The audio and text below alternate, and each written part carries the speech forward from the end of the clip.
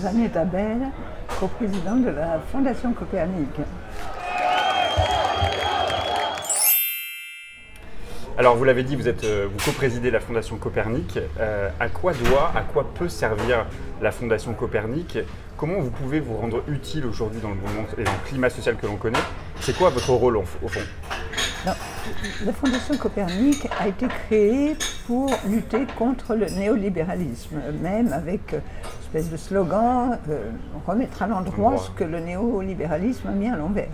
Évidemment, c'est une définition suffisamment large, et donc la Fondation Copernic a pour vocation d'abord de regrouper différents courants politiques anti-néolibéraux, mais qui ont des différences, des divergences évidemment sur la façon de lutter contre ces courants, et ça impose un fonctionnement au consensus. Ça n'est pas un parti politique. Donc c'est actuellement, avec la crise des partis politiques et des organisations qu'on connaît, c'est évidemment un instrument important qui a pour but de rassembler, qui a pour but de fédérer, et qui a pour but aussi d'essayer d'élaborer des réponses à une situation qui est une situation compliquée, une situation nouvelle. Justement, sur l'élaboration des idées, c'est aussi vous produisez et vous relayez aussi des idées nouvelles, la production de travaux d'universitaires.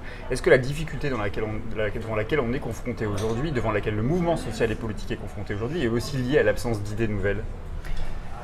Des idées nouvelles, il y en a, mais on ne les connaît pas suffisamment. Et effectivement, un des rôles de la Fondation Copernic, c'est de réaliser un travail d'élaboration au travers de débats, mais aussi de colloques, mais aussi de publications, parce qu'on est dans une situation, on est dans une nouvelle époque. D'une certaine façon, le monde a basculé à l'échelle internationale et à l'échelle française.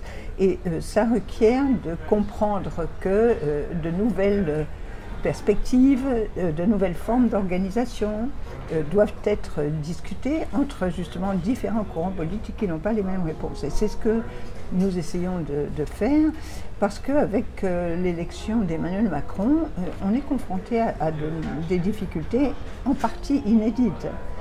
D'une part, Macron, c'est une escroquerie politique. C'est une escroquerie politique, mais qui est intervenue après un quinquennat de François Hollande, qui a beaucoup contribué à brouiller les cartes et surtout à démoraliser, à démobiliser et à provoquer une grave crise de la gauche. Macron est arrivé, s'est présenté comme un homme ni de droite ni de gauche, c'est un homme de droite.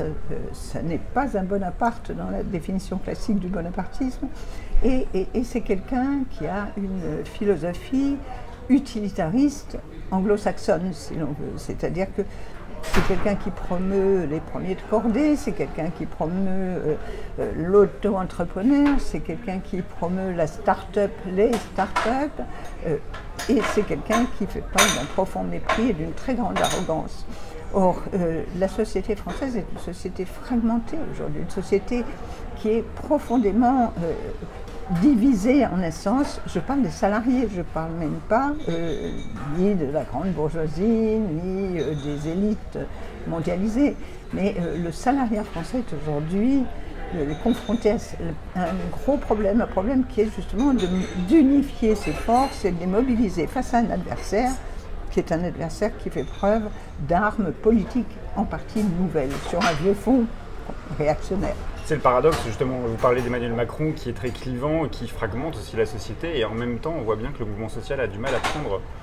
Alors le mouvement social a du mal à répondre pour plusieurs raisons. Il a du mal à répondre à cause de justement cette fragmentation sociale que le néolibéralisme a provoquée. Vous avez maintenant vous avez les précaires, vous avez les semi-précaires, vous avez les chômeurs, vous avez un salariat, on le voit bien avec les réactions qu'il y a à l'égard des cheminots dans certaines catégories de la société.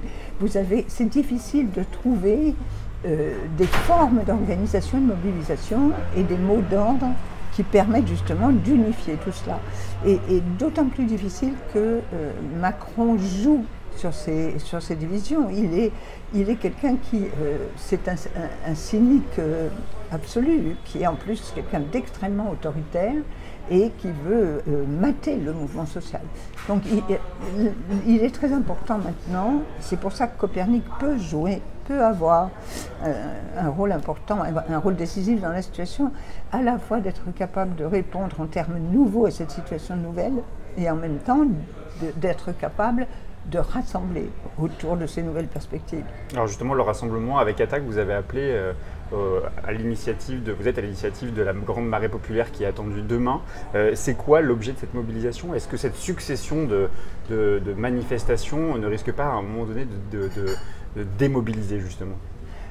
Il est vrai qu'il y a une lassitude à l'égard des journées d'action traditionnelles, à l'égard des formes d'action des organisations syndicales traditionnelles.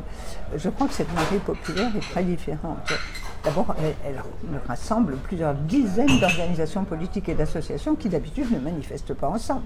C'est quand même, y compris la présence de la CGT confédérale, de son appel, la présence de la FSU, tout cela, bon, il y a le NPA, et je parle des organisations politiques et syndicales, c'est assez inattendu bien sûr. Et ça va donner un caractère différent. Il n'y aura pas de carré de tête, il n'y a pas vraiment de mot d'ordre, ni de défilé derrière des dirigeants.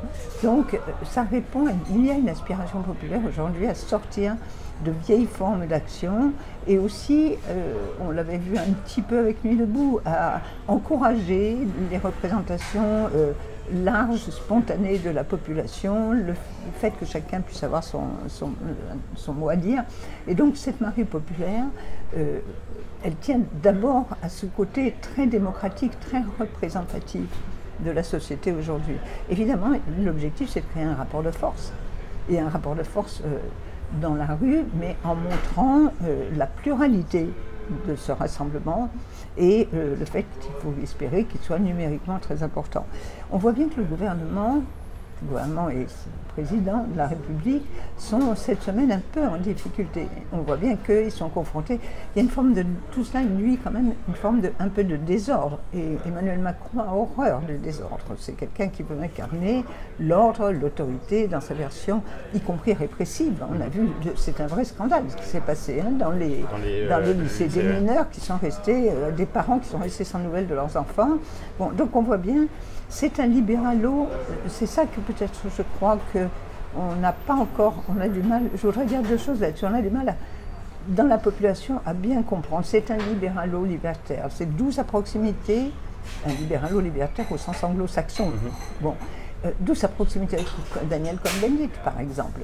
C'est quelqu'un qui à la fois sur le plan des mœurs est prêt à faire n'importe quoi, qui a comme valeur l'argent, donc demain on pourra avoir peut-être même des ventes d'organes, il serait parfaitement capable d'accepter ça, et qui d'autre part incarne un pouvoir qui peut être très répressif, comme on est en train.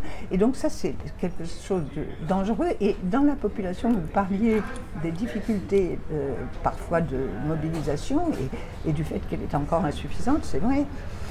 Je crois qu'on n'a pas bien fait l'expérience et pas bien compris ce qu'était fondamentalement son orientation politique. Et j'en prends un exemple, Parcoursup.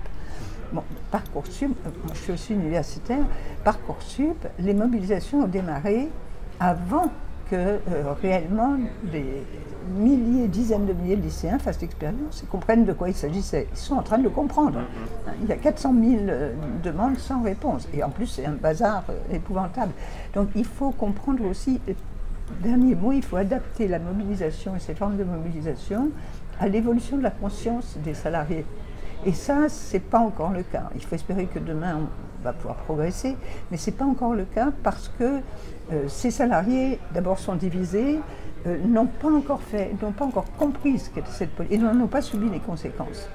Et on est dans cette phase-là, un peu transitoire, un peu intermédiaire. Vous avez évoqué les lycéens, justement, depuis le début du mouvement social. Nombreux sont les politiques et les commentateurs aussi qui dénoncent la violence des militants. Se peut-il qu'il y ait une violence nécessaire pour gagner les luttes, Jeannette Abel?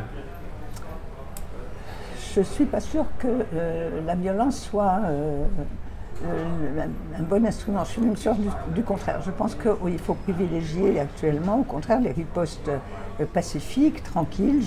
Je peux comprendre je comprends une chose, une partie de la jeunesse en particulier est exaspérée par ce qui se passe. C'est encore une partie minoritaire de cette jeunesse, mais elle est prête, on le voit bien, parce que les Black Blocs, ça n'est pas seulement des agents de la police ou des provocateurs. Une partie de cette jeunesse, aujourd'hui, n'en peut plus et elle veut en découdre. Et il y a quelque chose de dangereux dans la situation. C'est qu'on peut avoir une frange minoritaire qui s'avance trop, qui précisément pratiquent des actes de violence, mais de manière assez isolée, qui soient rejetés par les autres. Il faut absolument éviter ça. On a intérêt à des manifestations larges, tranquilles, mais qui créent un rapport de force par le nombre, par la détermination, et pas par la destruction des voitures, par exemple. Bloquer un lycée, c'est violent pour vous? Ben, non, c'est pas bloquer un lycée si c'est majoritaire, non.